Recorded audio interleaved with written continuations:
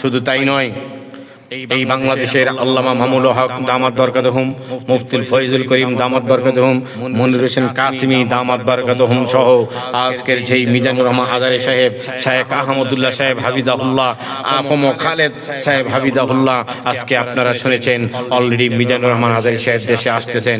বাংলাদেশের যুবকদের ভাগ্য খুলে যাবে। তিনি কোরআন হাদিসের তথ্য দিয়ে বাংলাদেশের যুবকের প্রাণ জয় করেছিলেন, যাকে বিগত সরকার, জালেম সরকার, যাকে বিদেশ যেতে বাধ্য করা হয়েছিল। অনেকে বলছেন আল্লামা হাফিজুর রহমান সিদ্দিকী তাকে বের করেছেন। মিথ্যা কথা, একদম মিথ্যা কথা। হাফিজুর রহমান সিদ্দিকীর কোনো এমপি, মন্ত্রী, প্রধানমন্ত্রীর ক্ষমতা নাই। আসলে যেহেতু আজারি সাহেব এক একটা শোডাউনের মধ্যে গাইবান্ধা, রংপুরে এক একটা মাহফিলে, তাফসীর মাহফিলে 10 লক্ষ লোক এসেছিল, সমাগম হয়েছিল।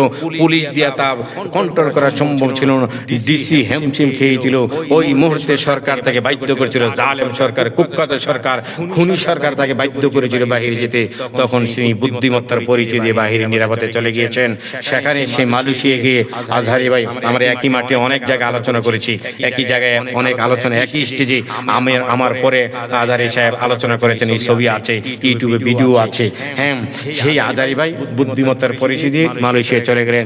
ওখানে গিয়ে তিনি দিন প্রচার বন্ধ করেন নাই। ইউটিউবের মাধ্যমে, ফেসবুকের মাধ্যমে, পেজের মাধ্যমে দিন ইসলামের প্রচার ঘটিয়ে বিশ্ববরণ্যকে জয় করেছেন। আজ তিনি বাংলাদেশে আসতেছেন। আমরা মোবারকবাদ জানাই মিজানুর রহমান আজহারি ভাইকে আমাদের বাংলাদেশে এসে দিন প্রচার, তাফসীর মাহফিল করার জন্য।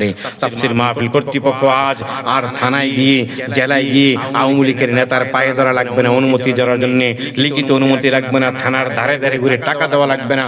আজ বাংলাদেশ একটা নিঃস্বার্থ একটা দেশ পেয়েছে, বাংলাদেশ একটা স্বাধীন দেশ পেয়েছে।